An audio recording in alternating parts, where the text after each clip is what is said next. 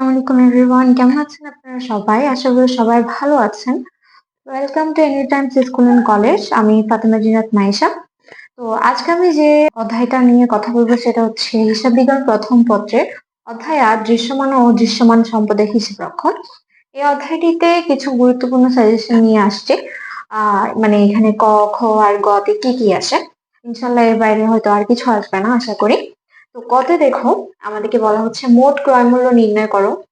আমাদেরকে দিতে পারে ক্রমহ্রাসমান জের পদ্ধতিতে অবচয়ের হার নির্ণয় করো, বলতে পারে সরলরৈখিক জের পদ্ধতিতে অবচয়ের হার নির্ণয় করো, বলতে পারে সরলরৈখিক জের পদ্ধতিতে বার্ষিক অবচয় নির্ণয় করো। আরেকটা পয়েন্ট দিয়েছি সম্পদ বিক্রয়জনিত লাভ ক্ষতি নির্ণয় করো। এটা খুবই খুবই ইম্পর্টেন্ট, এটা আসতেই পারে, কোনো না কোনো বোর্ডে চলে আসবে একদম, শিওর শর্ট থাকো।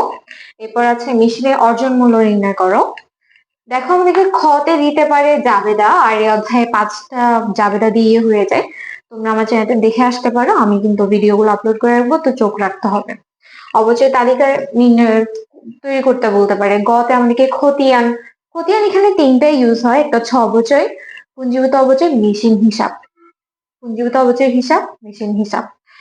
অনেক সময় ব্যাংক হিসাবও দিতে পারে, তবে এটা খুবই রেয়ার, না করলেও চলবে।